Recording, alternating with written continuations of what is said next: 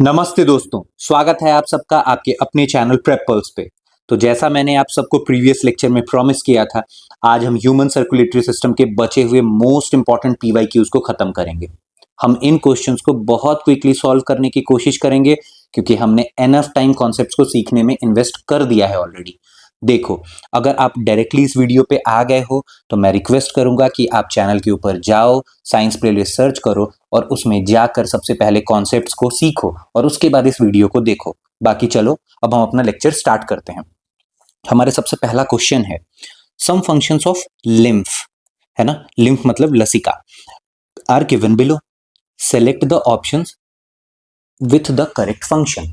अब देखो क्या कह रहा है ना, क्या कि लिम्फ के बारे में कुछ फंक्शंस उसके लिखे हुए हैं और उसके बाद बता रहा है क्या कि भाई क्या सही है क्या गलत है, यही चीज कह रहा है। अब देखो पहले ना हम ऑप्शंस को देखते हैं, क्या बात कह रहा है कि भाई carries digested and absorb fat from intestine, ये बात कह रहा है। उसके बाद कह रहा है कैरीज CO2 टू लंग्स, उसके बाद कह रहा है carries RBC to lymph nodes, और उसके बाद भी चौथा जो है वो ये कह रहा है कि drains access fluid from extra cellular space back into the blood. ये बात हुई। देखो, जब हम हार्ट के बारे में जब पूरा सर्कुलेटरी सिस्टम ऑब्वियसली जब हम पढ़ रहे थे तो मैंने आपको लिम्फेटिक सिस्टम बताया था और ये था वो स्लाइड, ये था पूरा लिम्फेटिक सिस्टम। इस लिम्फेटिक सिस्टम में मैंने आपको पूरी बात बताई थी। देखो पढ़ो, इसके फंक्शंस को पढ़ो, ठीक है। अभी देखो अब तक जो है ना ये इसके ऑर्गन से क्वेश्चन नहीं पूछे गए हैं, बट ये भी बहुत इंपॉर्टेंट है। यहाँ से भी हो सकता है क्या कि पेपर में कहीं ना कहीं पूछ लिया जाए। ये पूरा स्लाइड ही इंपॉर्टेंट है।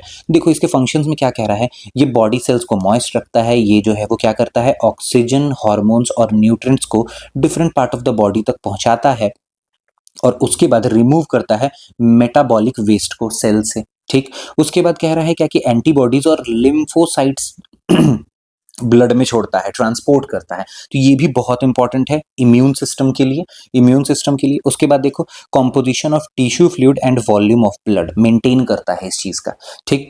अब देखो उसके बाद कह रहा है absorption of fat from small intestine, fat का एब्जॉर्प्शन करता है स्मॉल इंटेस्टाइन से अकर थ्रू द लिम्फेटिक वेसल्स, ये बात, ये भी बहुत इंपॉर्टेंट। उसके बाद कह रहा है प्रिवेंट्स इन्वेजन ऑफ माइक्रोब्स, यही जो है वो आपकी इम्यून सिस्टम को मजबूत करने वाली बात हो गई, ये चीज। तो आप देखो क्योंकि मैंने आपको एक एक बात जो बताया था ना, वो सारी चीजें जो है वो इसी हिसाब से डिजाइन की गई थी क्या कि पेपर में अब तक क्वेश्चन आ कैसे रहा है और एक्सपेक्टेड हो कैसा सकता है। तो देखो यहाँ पे अब कितना आसान हो गया भाई, हमने देखा क्या कि डाइजेस्टेड फैट जो है वो एब्जॉर्ब करता है, एब्जॉर्ब करने में इंटेस्टाइन में मदद करता है। तो ये बिल्कुल सही बात है, ये बिल्कुल सही बात है।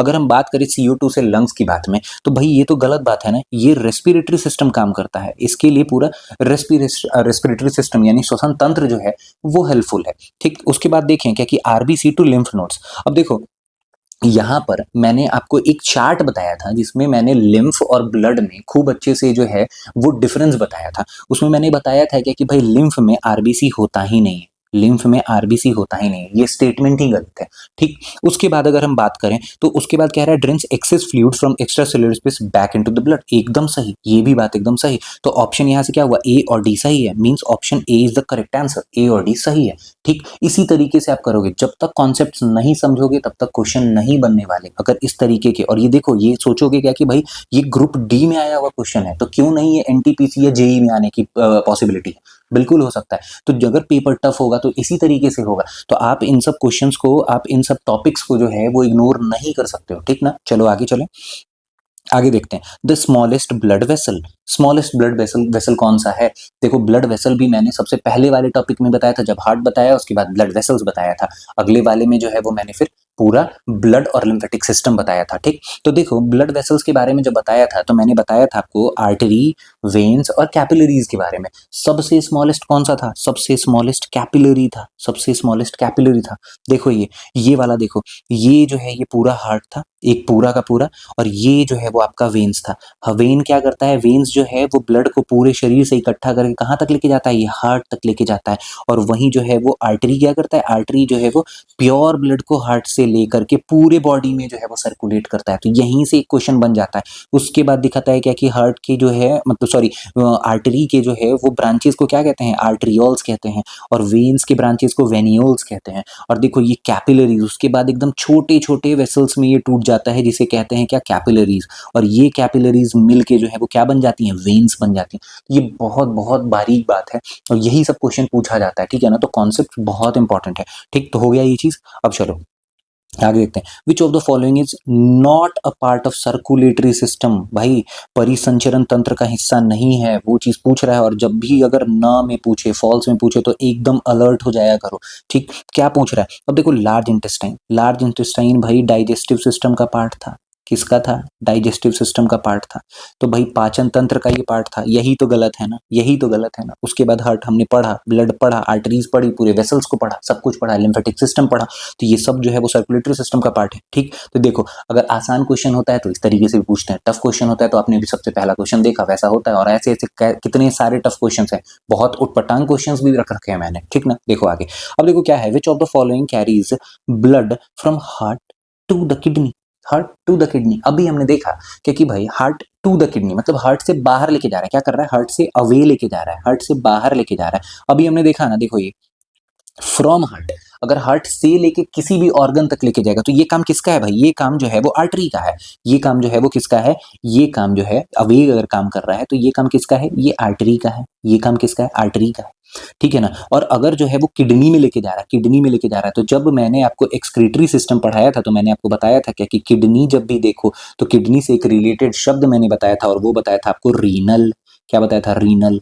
तो अब आप यहां से कनेक्ट कर लोगे क्या कि कौन सा है भाई, रीनल और आर्टरी, दो जोड़ दिया तो क्या हो गया, रीनल आर्टरी, ठीक है ना। आंसर निकल के आ गया। तो इस तरीके से कॉन्सेप्ट्स कितने इंपॉर्टेंट है आप क्वेश्चन सॉल्व करते हुए समझोगे, ठीक है ना। क्या आंसर होगा, रीनल आर्टरी। आपको ऑप्शन देखने की जरूरत ही नहीं है, ठीक। चलिए आगे, आगे है, मैंने बोला ना उठपटांग क्वेश्चन, ये रहा वो उठपटांग क्वेश्चन जो पूछा हुआ है, ग्रुप डी में पूछा है। चलो ठीक है, देखो क्या है, the diagram below shows the different types of white blood cells.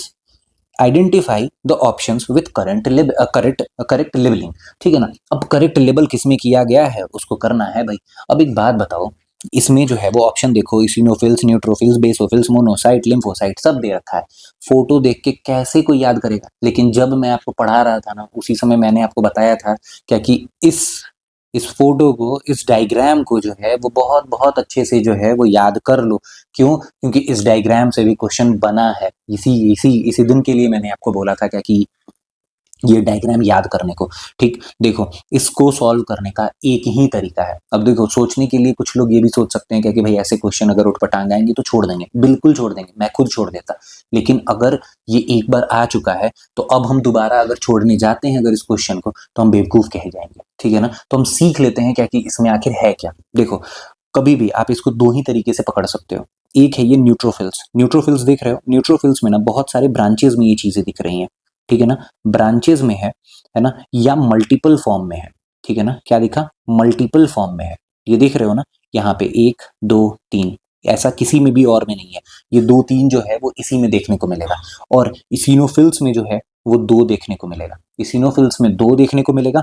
और न्यूट्रोफिल्स में जो है वो ब्रांचेस। ये आप तुक्का समझ लो और कुछ नहीं, और कोई तरीका नहीं इसको करने का, बट इस तरीके से आप पकड़ जाओगे, ठीक। अब देखो यहाँ पर अगर आप मल्टी वाली बात करेंगे तो दो तीन जो है वो आपको किस में देखने को मिलेगा, देखो यहाँ पे एक दो तीन चार इस तरीके से। तो यहाँ पे जो है वो आपको क्या दिख रहे हैं, ब्रांचेस दिख रहे हैं, ब्रांचेस दिख रहे हैं, या मल्टीपल फॉर्म में दिख रहा है, ये मल्टीपल फॉर्म में दिख रहा है। तो ये क्या हो सकता है, अगर ब्रांचेस में दिखेगा तो ये क्या होगा, ये न्यूट्रोफिल्स होगा, ठीक है ना। अब देखो न्यूट्रोफिल, यहाँ से भी आप ऑप्शन पकड़ सकते हो ना, क्या कि मैक्सिमम न्यूट्रोफिल है, मतलब ऑप्शन ए, मतलब सॉरी ए जो है वो तो न्यूट्रोफिल है ही। अब सेकंड को पकड़ने का तरीका था ब्रांचेस, दो जिसमें दिखे। अब दो किसमें दिख रहा है, दो इसमें दिख रहा है, दो अगर दिख रहा है तो दो मतलब क्या हो गया, इसिनोफिल्स, है ना, इसिनोफिल्स। तो इसिनोफिल्स, अब देखो इसिनोफिल्स किसमें है, सिर्फ इसमें है, इसमें है।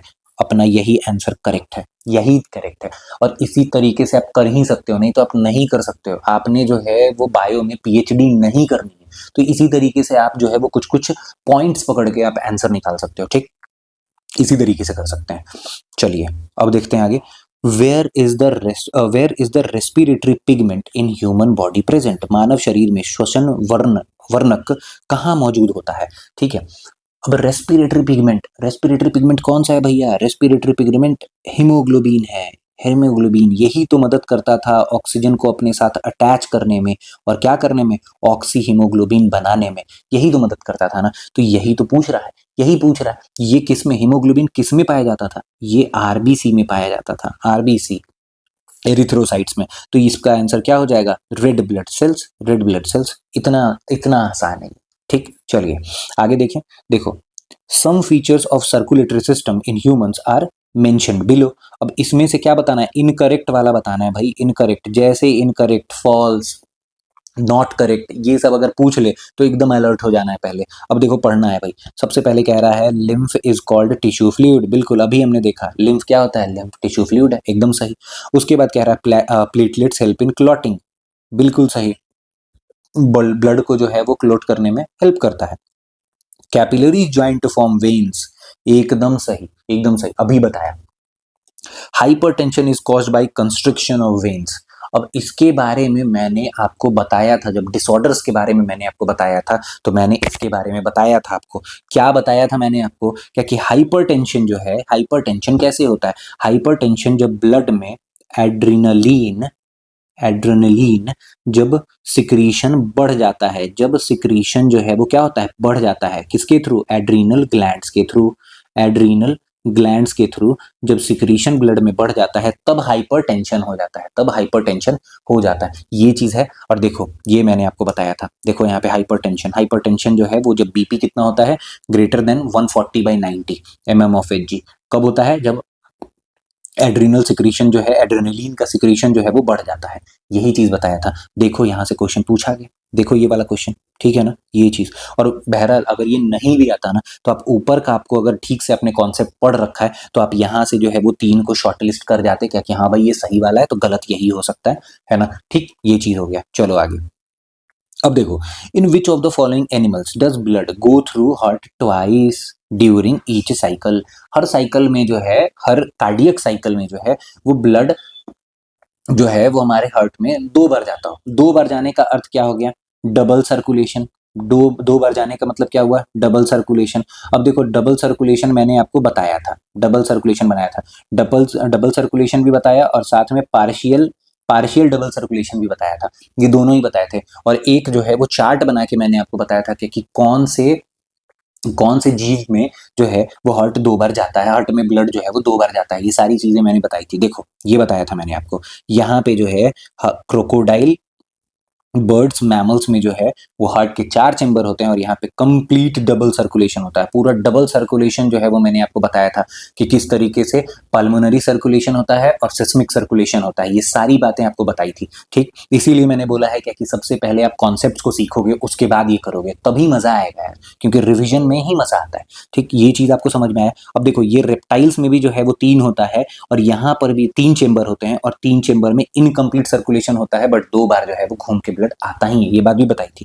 ठीक, तो ये इस तरीके से समझ में आएगा। तो क्या क्या हो जाएगा भाई, बर्ड, मैमल्स, रेप्टाइल्स, और रेप्टाइल्स में क्या क्या ऑप्शन हो जाएगा, ये वाला ऑप्शन अपना करेक्ट ऑप्शन है। ठीक है, और रेप्टाइल्स में एक एक्सेप्शन है, वो भी याद करेंगे। एक्सेप्शन है, कौन है, क्रोकोडाइल। क्रोकोडाइल, रेप्टाइल्स में होते हैं कितने चेंबर हैं, 3 चेंबर होते हैं। इन दोनों के कितने चेंबर होते हैं, 4 चेंबर होते हैं हार्ट के। और क्रोकोडाइल में जो है वो क्या होता है, एक्सेप्शन, क्रोकोडाइल में 4 होते हैं। देखो इसीलिए मैंने यहाँ पे लिख दिया है एक्सेप्शन होते हैं और इसमें जो है वो क्रोकोडाइल में 4 ब्लड के हार्ट के चेंबर होते हैं, ये चीज एकदम सही। इसी तरीके से हमने किया था। देखो यहाँ पे हमने जो है वो इंसेक्ट में भी पढ़ा था कि इसमें जो है वो ओपन सर्कुलेटरी सिस्टम होता है। ओपन सर्कुलेटरी सिस्टम में ब्लड को हम क्या कहते हैं, हेमोलिम्फ कहते हैं, और ब्लड यहाँ पे वेसल्स में तो करता नहीं है, इसीलिए तो ये ओपन सर्कुलेटरी सिस्टम है। तो यहाँ पे बॉडी में कैविटी होती है और इस कैविटी को क्या कहते हैं, हेमोकॉइल कहते हैं। एकदम याद करना है इस सारी चीज को। ठीक, चलो आगे देखते हैं।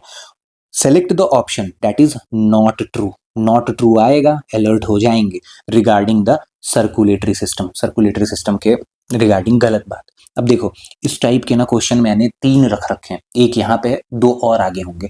ठीक ना, अब ये चीज बहुत इंपॉर्टेंट है, यहाँ से हम लोग बहुत कुछ जो है वो शॉर्टलिस्ट करना सीख जाएंगे। इसीलिए मैं कहता हूँ क्या कि ग्रुप डी वाले क्वेश्चन ना, यहाँ पे साइंस के ना बहुत अच्छे अच्छे क्वेश्चन आ जाते हैं। ठीक, देखिए अब देखिए, red blood is fluid connective tissue, बिल्कुल ब्लड जो है वो क्या है, फ्लूइड कनेक्टिव टिश्यू है, एकदम सही बात। उसके बाद कह रहा है क्या कि आरबीसी का life span, the life span of human RBC 115 से 120 दिन, एकदम सही, हमने पढ़ा था। उसके बाद बोल रहा है क्या कि the adult person has about 6 litres of blood, एकदम सही, 5 से 6 लीटर ब्लड होता है, एकदम सही। उसके बाद यहाँ पे कह रहा है क्या कि it is about 1.7 to 1.8% of body weight. अब ये कह रहा है तो भैया ये बात जो है ना यही गलत है, और ये मैंने इसीलिए डाला था। ये कितना बॉडी वेट का होता है सर्कुलेटरी सिस्टम? 7 से 8% होता है बॉडी वेट का, ये याद करोगे आप। ये मैंने लेक्चर में मेंशन नहीं किया था, इसीलिए यहाँ पे लिया है। ये कितना है? 7 से 8% बॉडी वेट का होता है, तो ये चीज याद करोगे, ठीक है। तो गलत वाला ही अपना आंसर होगा, ये अपना आंसर होगा, ठीक। बहुत अच्छा क्वेश्चन, आगे देखते हैं। आगे देखते हैं, which of the following statement regarding blood pressure is false. False आएगा फिर से अलर्ट हो जाएंगे, इसीलिए जानबूझ के मैंने इसी टाइप के क्वेश्चंस उठाए हैं। एक भी जो है वो फालतू क्वेश्चन नहीं उठाया है। देखो ब्लड प्रेशर के बारे में कौन सी बात करते हैं, अब समझना मेरी बात को। ब्लड प्रेशर के बारे में हमने खूब अच्छे से पढ़ा था, सिस्टोलिक, डायस्टोलिक, और साथ ही साथ जो है वो ब्लड प्रेशर किसमें ज्यादा होता है किसमें कम होता है, सारी बातें, ठीक। अब देखो यहाँ पे इसमें क्या कह रहा है, the pressure is much greater in veins than arteries. भाई देखो ये मैंने आपको ना एकदम पहले वाले में बताया था, ये चार्ट देखो, ये चार्ट ना बहुत बहुत इंपॉर्टेंट है। यहीं से जो है वो मैंने आपको अब तक अगर आप पूरा सीरीज अगर देखते आ रहे हो ना, तो आपको ये चीज पता होगा क्या कि भाई आर्टरीज, वेन्स, कैपिलरीज से कितने कितने क्वेश्चन बने हैं, और सारे क्वेश्चन इसी चार्ट से बने हुए, सारे इसी चार्ट से बने हुए।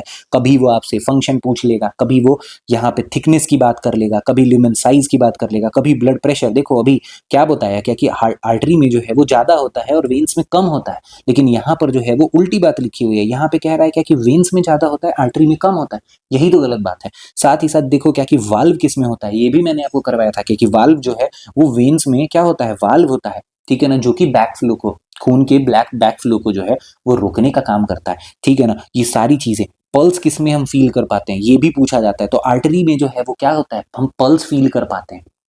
पिछले वाले लेक्चर में मैंने आपको पल्स रेट के बारे में बहुत अच्छे से बताया था, ठीक है ना। उसके बाद देखो ये लोकेशन है, ब्रांचिंग के बारे में मैंने बता दिया, तो ये पूरा पूरा जो है वो बहुत बहुत इंपॉर्टेंट स्लाइड है, आप इसको पूरा देखो पढ़ो, है ना। चलो तो यहाँ पे जो है वो बोल रहा है कि ब्लड प्रेशर जो है वो प्रेशर किस में, वेन्स में ज्यादा है। बिल्कुल गलत बात है, ये गलत बात है, और यही अपना आंसर हो जाएगा, क्योंकि फॉल्स है, पहले ही दे रखा है, यहाँ पे हो चुका है ये।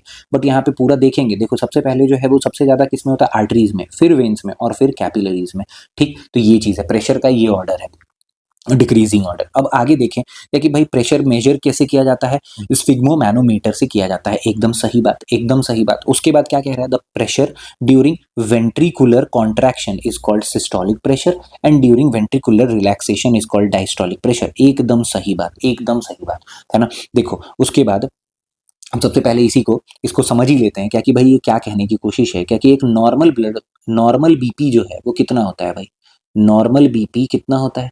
नॉर्मल बीपी हमने देखा था कि 120/80 mm ऑफ Hg।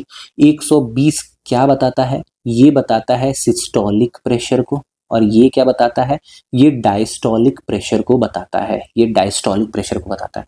अब बताना क्या कि सिस्टोलिक, मैंने आपको बताया था, सिस्टोल मतलब क्या हो गया, जैसे सिस्टोल देखोगे आपको कॉन्ट्रैक्शन समझ में आना चाहिए, और डायस्टोल मतलब रिलैक्सेशन। अब सिस्टोलिक प्रेशर अगर हुआ, अगर कॉन्ट्रैक्शन हुआ तो कहाँ हुआ, वेंट्रिकल में, तो यहाँ से क्या समझोगे, वेंट्रिकल में जो है वो क्या हो गया, कॉन्ट्रैक्शन हुआ है। और अगर डायस्टोलिक हुआ है तो क्या हुआ, वेंट्रिकल में क्या हुआ है, रिलैक्सेशन हुआ है, रिलैक्सेशन हुआ है, ये चीज एकदम इसी तरीके से। तो यहाँ पे भी जो फोर्थ ऑप्शन क्या लिखा है, द नॉर्मल सिस्टोलिक प्रेशर कितना है, 120 mm ऑफ Hg, और diastolic pressure 80 mm of Hg। इसी तरीके से तो किया था, सब कुछ खत्म है, इतना आसान हो जाता है अगर आप पूरे कॉन्सेप्ट को समझते हो तो, ठीक। चलिए आगे। अब देखो, Ravi injured his knee while playing and it was bleeding, बिल्कुल ब्लीड कर रहा है। आगे देखें, after some time he noticed that the bleeding had stopped and dark red clot had plugged the wound, ठीक है। Which type of cell help in blood clotting. अब देखो कह रहा है क्या कि रवि को खेलते समय घुटने में चोट लग गई और उससे खून बहने लगा, तो चोट लगी, खून बहने लगा। अब क्या हुआ, कुछ समय बाद उसने देखा कि खून बहना बंद हो गया था, और घाव पर एक गहरे लाल रंग का थक्का जम चुका था, ब्लड क्लॉट हो चुका था। तो किस प्रकार की कोशिकाएं रक्त का थक्का बनाने में मदद करती हैं, यही तो पूछ रहा है भाई। ब्लड क्लॉटिंग में किस टाइप की ब्लड जो है वो, ब्लड का जो है वो कौन सा हिस्सा जो है वो आपको काम करता है। तो भाई आपको ये याद करने की जरूरत है क्या, आपको पता है क्या कि प्लेटलेट्स, ब्लड प्लेटलेट्स जो हैं वो हेल्प करती हैं, ब्लड प्लेटलेट, या इसको कह लो आप क्या, थ्रोम्बोसाइट, थ्रोम्बोसाइट्स, थ्रोम्बोसाइट्स, यही तो है। ठीक, ये चीज हो गया। अब देखते हैं आगे, आगे कह रहा है blood coagulation occurs with the help of, रक्त का जमना किसकी सहायता से होता है, किसकी सहायता से होता है। भाई एक बात बताओ, ब्लड जो है वो कैसे थक्का बनता है, आपको पता है आरबीसी, डब्ल्यूबीसी, प्लेटलेट्स, और ये ब्लड को थक्का बनने में कौन मदद करता है, ब्लड को क्लॉट करने में ब्लड प्लेटलेट्स जो है वो मदद करते हैं। अब यहीं से एक दो बात याद कर लो, ब्लड को थक्का बनने से जो है वो रोकता कौन है ब्लड के अंदर, ब्लड के अंदर हमारे ब्लड में जो है वो एक केमिकल रिलीज करता है, केमिकल रिलीज करता है हमारा लिवर, जो कि जो है वो ब्लड को क्लॉट करने से रोकता है, ब्लड को हमारे शरीर के अंदर क्लॉट करने से रोकता है, और उस केमिकल का नाम है हेपरीन। हेपरीन, ये याद करके रखोगे, हेपरीन। ठीक, अब अगर पूछे क्या कि ये केमिकल, अब तो ये बॉडी के अंदर की बात हो गई, बट ये केमिकल अगर ब्लड बैंक के अंदर अगर पूछा जाए, कहाँ पूछा जाए, ब्लड बैंक के अंदर पूछा जाए, तो आप याद करोगे क्या कि ये होगा सोडियम साइट्रेट। क्या याद करोगे, सोडियम साइट्रेट, ये याद करोगे, ये बहुत बहुत इंपॉर्टेंट है, ठीक है ना। रेलवे ने नहीं पूछा है ये वाला, बट पूछ लेगा किसी न किसी दिन, क्योंकि बहुत सारे एसएससी वगैरह में पूछा जा चुका है, तो ये चीज आप याद करके रखोगे। ठीक, आगे देखें, all the veins in human body carry blood towards heart, बिल्कुल सही, ब्लड टुवर्ड्स हार्ट क्या करते हैं, वेन्स जो है, वेन्स जो है, वेन को हम लोग देखा क्या कि वेन जो है वो क्या करता है, पूरे बॉडी से इम्प्योर ब्लड इकट्ठा करके क्या करता है, हार्ट तक लेके जाता है, एकदम सही बात।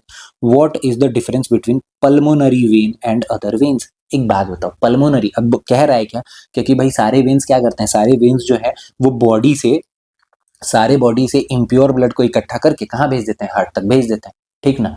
लेकिन पूछ रहा है क्या कि भाई तो एक बात बताओ, पल्मोनरी वेन और बाकी वेन्स में क्या फर्क है, पल्मोनरी वेन्स और बाकी वेन्स में। अब याद करो, आपको याद होगा पिछली बार भी मैंने बताया था कि जब भी पल्मोनरी लग जाए, जब भी पल्मोनरी लग जाए, पल्मोनरी लग जाए, तो ये क्या हो जाता है, ये अपोजिट काम करने लगता है, ये क्या करता है, अपोजिट, बस इतना ही याद करना है। तो पल्मोनरी के साथ अगर वेन लगे, वेन के साथ अगर पल्मोनरी लग गया, तो क्या काम कर रहा होगा, वेन का काम होगा, समझना मेरी बात को, वेन का काम है इम्प्योर ब्लड लेके जाना, इम्प्योर ब्लड लेके जाना, इम्प्योर का अर्थ क्या है भाई, डीऑक्सीजनेटेड ब्लड लेके जाना, जिसमें ऑक्सीजन की मात्रा, O2 की मात्रा क्या है, कम है ना। लेकिन आगे अगर पल्मोनरी लग गया तो अपोजिट काम करेगा, अपोजिट काम करेगा, अपोजिट काम करेगा, मतलब क्या करेगा, ये प्योर ब्लड लेके जाना शुरू करेगा, मतलब क्या, ऑक्सीजनेटेड ब्लड लेके जाना शुरू करेगा, मतलब O2 का कंसेंट्रेशन क्या होगा, ज्यादा होगा पल्मोनरी वाले में।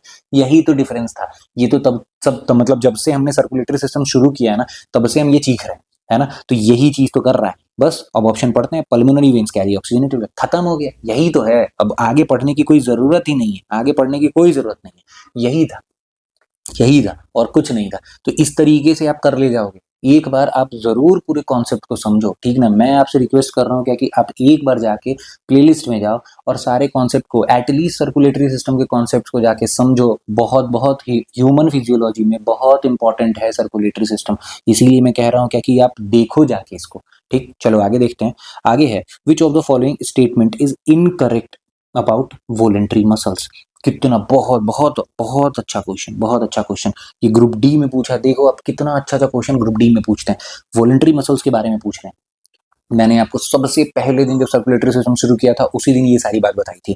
देखो, आप जो है वो अगर वॉलेंट्री मसल के बारे में पूछा है, आप अगर इनवॉलेंट्री मसल के बारे में जानते हो तो आप ऐसे ही सर्कुल अपना क्या कहते हैं उसे आप डिफरेंशिएट कर जाओगे क्या कि वॉलेंट्री मसल में क्या है, ठीक ना। क्या है देखो, इनवॉलेंट्री मसल, इनवॉलेंट्री मसल आखिर होता क्या है, जिसके ऊपर जो है वो हमारा कंट्रोल नहीं होता है। मतलब मान लो क्या कि जैसे वॉलेंट्री मसल जो है वो स्केलेटन सिस्टम के आसपास जो होता है, जैसे हाथ में हमारे जो मसल है, हम जो है वो अपने हाथ के मूवमेंट को क्या कर सकते हैं, हाथ के मूवमेंट को क्या कर सकते हैं, हाथ के मूवमेंट को कंट्रोल कर सकते हैं। लेकिन एक बात बताओ, क्या हार्ट के मूवमेंट के, हार्ट हार्ट है ना, तो क्या अपने दिल के मूवमेंट को कभी कंट्रोल कर सकते हो, धड़कना रोक दें, नहीं हो सकता ऐसा, तो उसी को कहते हैं इनवॉलेंट्री, और इनवॉलेंट्री मसल होता है इसीलिए, ठीक है ना। तो इनवॉलेंट्री मसल या इसी को कहते हैं कार्डियक मसल, कार्डियक मसल, इसके बारे में अगर आपको पता चल गया तो आपका खेल खत्म हो गया यहीं पे। तो ये जो है वो सिलेंड्रिकल होते हैं, ये कैसे होते हैं, ये सिलेंड्रिकल होते हैं, ये लंबे होते हैं, लॉन्ग सिलेंड्रिकल होते हैं, साथ ही साथ जो है वो आप याद रखोगे क्या कि ये अनब्रांच्ड भी होते हैं, ये अनब्रांच्ड भी होते हैं, और एकदम सही, बहुत एकदम मतलब बहुत इंपॉर्टेंट है, ये यूनी न्यूक्लिएटेड होते हैं, यूनी न्यूक्लिएटेड होते हैं, ये यूनिन्यूक्लिएटेड होते हैं, ठीक ना, ये मल्टी न्यूक्लिएटेड नहीं होते हैं। तो अगर आपको इनवॉलेंट्री की बात पता चल गया, स्टीरिएटेड भी होते हैं, तो ये अगर आपको बात पता चल गई तो आपको जो है वो वॉलेंट्री आराम से पता चल जाएगा। अब देखो भाई, सिलिंड्रिकल, क्या सिलिंड्रिकल होता है क्या? नहीं होता है। अनब्रांच्ड होता है क्या? नहीं। अनब्रांच्ड जो है वो इनवॉलेंट्री होता है। यूनिन्यूक्लिएटेड कौन होता है? इनवॉलेंट्री होता है। मतलब यही वाला जो है वो क्या है? गलत है। यही वाला गलत है, तो मतलब अपना आंसर यही होगा, यही होगा, क्योंकि ये सारे फीचर्स किसके हैं? ये इनवॉलेंट्री के हैं, इनवॉलेंट्री मसल्स के हैं, इनवॉलेंट्री या कार्डियक मसल्स के हैं, ठीक है ना। इसी वजह से मैंने जानबूझ के क्वेश्चन लिया था, बहुत बार जो है वो क्वेश्चन पेपर में क्वेश्चन आ चुका है क्या कि कार्डियक मसल्स के बारे में बताओ, तो कार्डियक मसल आपको यहाँ से तो पता चल ही गया ना, तो ये क्वेश्चन हो गया उस तरीके से, ठीक है ना। तो उल्टे घूमे हुए क्वेश्चंस की प्रैक्टिस अगर हम यहाँ कर लेंगे ना, तो पेपर में जो है वो सीधे क्वेश्चन बहुत आराम से हो जाएंगे, ठीक। आगे देखते हैं। Choose the option that is not correct. Not correct आया, क्या हो गया? Alert about the circulatory system. देखो बोला था ना कि इस टाइप के क्वेश्चन मैंने जो है वो 3 ले रखे हैं, एक हो गया, दूसरा है, एक और होगा। अब देखो क्या बोल रहा है, blood flows at higher pressure, jerks and faster than them.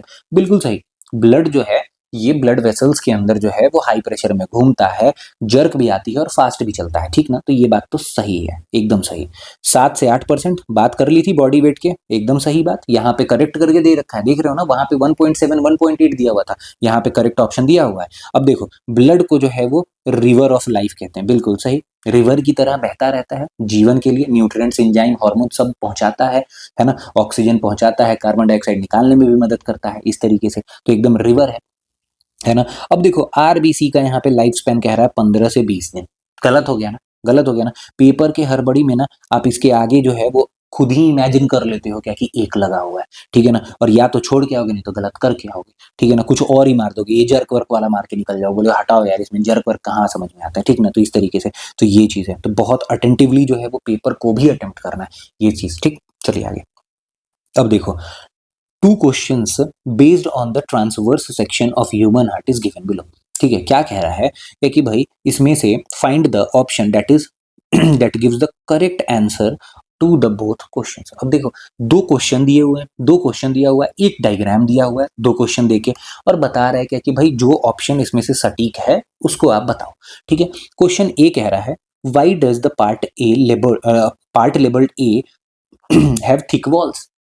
देखो ए जो है वो यहाँ है, यहाँ है, तो बोल रहा है क्या कि ये थिक वॉल्स क्यों है, यहाँ का जो है वो वॉल जो है, ये चौड़ाई जो है ये मोटी क्यों है ये।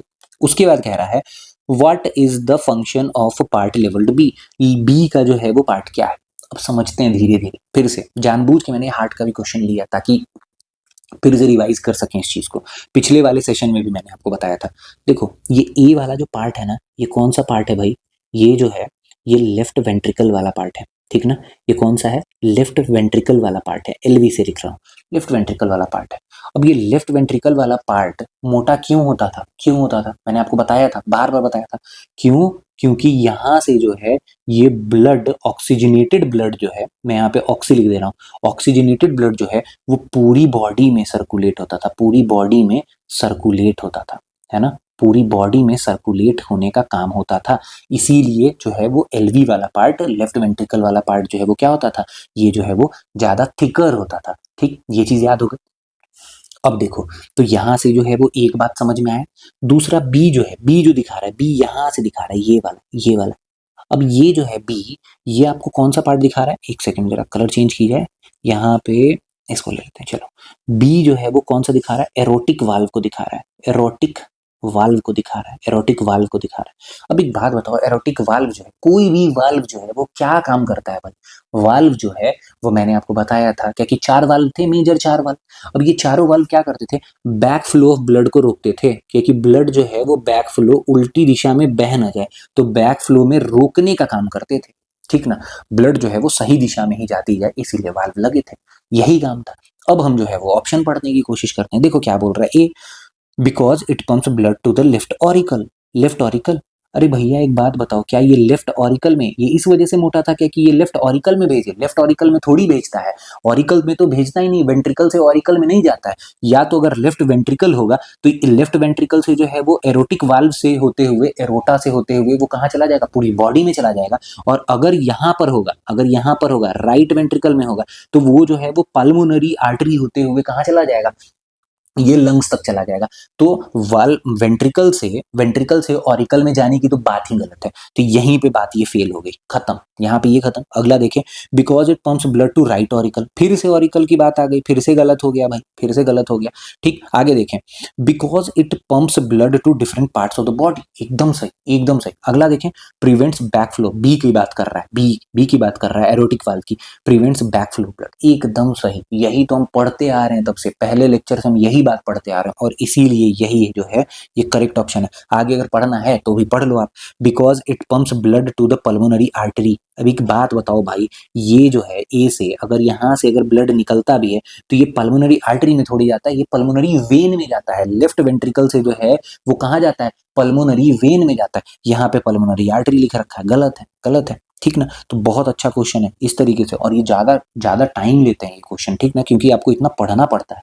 ठीक, तो इसीलिए अगर कॉन्सेप्चुअली अगर आप बहुत स्ट्रांग रहोगे तो जल्दी जल्दी पढ़ोगे और सारी चीजों को जल्दी जल्दी सॉल्व कर जाओगे। ठीक, इसीलिए इंपॉर्टेंट है कॉन्सेप्ट। चलें आगे, देखिए आगे है, which of the following plasma protein is involved in blood coagulation, निम्नलिखित में से कौन सा प्लाज्मा प्रोटीन रक्त जमावट में शामिल है। भाई ब्लड कोएगुलेशन मतलब क्या कि ब्लड क्लॉटिंग में कौन सा प्लाज्मा प्रोटीन। अब देखो मैंने आपको बताया था क्या कि प्लाज्मा प्रोटीन जो है वो दो इंपॉर्टेंट था। एक था आपका क्लॉटिंग के लिए, मैंने आपको बताया था क्या कि एल्बुमिन है, ग्लोबुलिन है ना, लेकिन दो दो जो है वो बहुत इंपॉर्टेंट है ब्लड क्लॉटिंग के लिए। कौन कौन से भैया, एक है प्रोथ्रोम्बिन, एक है प्रोथ्रोम्बिन, प्रोथ्रोम्बिन, और एक है आपका फिब्रिनोजेन, फिब्रिनोजेन, ठीक है, एक है फिब्रिनोजेन। एक बात बताओ, ऑप्शन में कौन कौन सा दिख रहा है, ग्लोबुलिन दिख रहा है, एल्बुमिन दिख रहा है? नहीं भैया, ये नहीं, ये नहीं है, कौन सा, फिब्रिनोजेन, खत्म, खत्म, फिब्रिनोजेन। ठीक है, अब देखो एक बार ना ब्लड क्लॉटिंग 2-3 बार आ गया ना अपने आज के सेशन में। ब्लड क्लॉटिंग समझ लेते हैं क्या कि ब्लड क्लॉटिंग करने का प्रोसेस था क्या, एक बार ही समझ लेते हैं, ठीक ना। देखो ब्लड प्लेटलेट्स के अंदर ना एक बहुत इंपॉर्टेंट प्रोटीन है, वो है आपका थ्रोम्बोप्लास्टिन। क्या है, थ्रोम्बोप्लास्टिन। ठीक, और प्लाज्मा के अंदर दो इंपॉर्टेंट है ब्लड क्लॉटिंग के लिए, दो इंपॉर्टेंट प्रोटीन है, एक है आपका प्रोथ्रोम्बिन और एक है फिब्रिनोजेन। ठीक, पहले ये बात समझे। अब हम समझते हैं क्या कि भाई आखिर जो है वो कैसे कैसे ब्लड क्लॉटिंग का प्रोसेस चल रहा है। तो देखो हुआ क्या कि थ्रोम्बोप्लास्टिन जो है, थ्रोम्बोप्लास्टिन जो है वो कैल्शियम आयन जो हमारे खून के अंदर है, कैल्शियम आयन और विटामिन के की मदद से, आपको पता होगा क्या कि विटामिन के क्या करता है, ब्लड क्लॉटिंग में हेल्प करता है। देखो कैसे करता है, ठीक है ना, इन सब के हेल्प से क्या करता है, प्लाज्मा के अंदर जो प्रोटीन प्रोथ्रोम्बिन था उसको कन्वर्ट कर देता है थ्रोम्बिन, उसको थ्रोम्बिन में कन्वर्ट कर देता है। और जैसे ही ये थ्रोम्बिन में कन्वर्ट होता है, थ्रोम्बिन जो है वो फिब्रिनोजेन जो प्रोटीन था उस फिब्रिनोजेन को फिब्रीन में कन्वर्ट करने में मदद कर देता है, फिब्रीन में कन्वर्ट करने में मदद करता है। और ये फिब्रीन जो है वो क्या करता है, एक जालीनुमा स्ट्रक्चर बना लेता है, इस तरीके से समझना, इस तरीके से जालीनुमा स्ट्रक्चर बनाता है। और इस जाल में जो है वो आरबीसी के टैबलेट्स को, समझना, आरबीसी के टैबलेट्स को इसमें फंसा लेता है। जहां पे भी इंजरी आई रहती है ना, वहां पे जो है वो क्या करता है, फंसा लेता है ना। और ये जो है वो ब्लड क्लॉटिंग इस तरीके से जो है वो कर देता है, इस तरीके से जालीनुमा बना लेता है और फंसा लेता है, इस तरीके से जो है वो ब्लड क्लॉट कर जाता है। तो ये पूरा था ब्लड क्लॉटिंग का प्रोसेस, ठीक ना, समझ में आ गई बात। तो इसीलिए इसका आंसर क्या होगा, फिब्रिनोजेन होगा। चलें आगे, आगे देखो, normal human blood is, normal human blood क्या है भाई, न्यूट्रल है, एसिडिक है, स्लाइटली एसिडिक है, वेरिएबल इन एसिडिक और बेस, या फिर स्लाइटली अल्कलाइन। अब देखो ये क्वेश्चन पीएच का है, देखो यहाँ पे डायरेक्टली पीएच ना पूछ के पीएच के जो है वो नेचर को पूछ लिया। एक बात बताओ पीएच कैसा था, पीएच था इसका 7.4, अप्रोक्सीमेटली 7.4। अब जैसे ही 7 से ऊपर जाएंगे, एक बात बताओ पीएच का स्केल 0 से 14, 0 से 14, 7 पे न्यूट्रल, ठीक है ना। इधर जाएंगे तो क्या हो जाएंगे, इधर जाएंगे तो एसिडिक हो जाएंगे, एसिडिक हो जाएंगे, इधर जाएंगे तो क्या हो जाएंगे, बेसिक हो जाएंगे, बेसिक हो जाएंगे। तो जैसे ही 7.4 इधर ही तो होगा 7.4, तो ये क्या है, एकदम एकदम स्लाइटली बेसिक है, एकदम 7 से हल्का सा ही तो 0.4 आ गया, तो ये कैसा होगा, स्लाइटली बेसिक या स्लाइटली एल्कलाइन, बेसिक को ही एल्कलाइन कहते हैं, ठीक है ना, स्लाइटली एल्कलाइन। ठीक, चलिए आगे। अब देखो, विच of the following is not true, फिर से नॉट ट्रू, नॉट ट्रू आया, क्या हो गया, alert about the vascular system. आ गया तीसरा वाला क्वेश्चन, तीसरा वाला क्वेश्चन आ गया, क्या है, an adult person has about 6 litre blood, एकदम सही बात। वेस्कुलर सिस्टम फॉर्म्स अबाउट 6 से 8% ऑफ द बॉडी वेट, बिल्कुल, वेस्कुलर सिस्टम जो पूरा सर्कुलेटरी सिस्टम है ये पूरे बॉडी वेट का कितना है, 7 से 8% है। मतलब अब आगे बात करते हैं the life span of RBC. RBC कितना है भाई? 115 से 120 दिन का, ये भी सही। अब पूछ रहा है blood is a white and red vascular connective tissue. अब देखो भाई, अगर ये क्वेश्चन पूछ दिया ना, यहाँ पे जो है वो अक्सर लोगों का जो है वो हवा खोल गोल हो जाता है। क्यों हो जाएगा? क्योंकि यहाँ पे white and red vascular tissue, normally दिमाग में आएगा कि हाँ भाई लाल रंग का है, कहीं तो था, तो हो सकता है क्या कि ये ऐसा ही होगा। याद करना है क्या कि ब्लड जो है वो फ्लूइड कनेक्टिव टिश्यू है, ना कि व्हाइट और रेड वैस्कुलर कनेक्टिव टिश्यू है। ठीक है ना? तो क्या है, मैंने आपको जब ब्लड बताया था तब मैंने आपको बताया था क्या कि ब्लड जो है वो क्या है, ब्लड जो है वो फ्लूइड कनेक्टिव टिश्यू है, फ्लूइड कनेक्टिव टिश्यू है।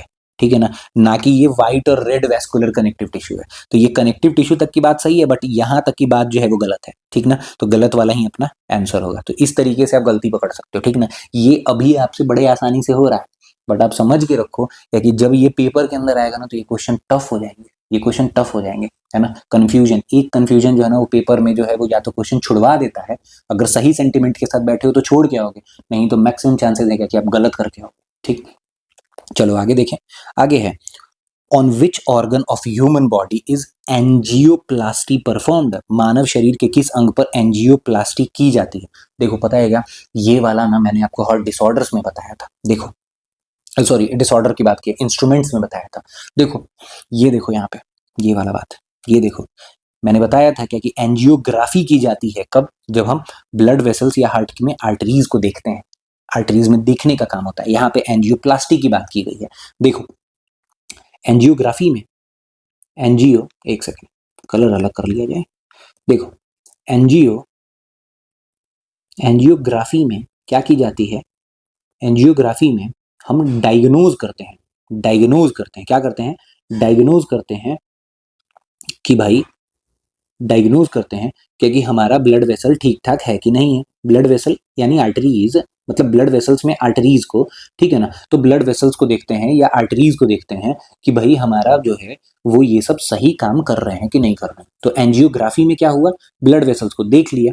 और एंजियोप्लास्टी में क्या हुआ, एंजियोप्लास्टी में क्या हुआ, एंजियोप्लास्टी में हुआ कि आपने की ट्रीटमेंट, अब एक बात बताओ क्या होगा?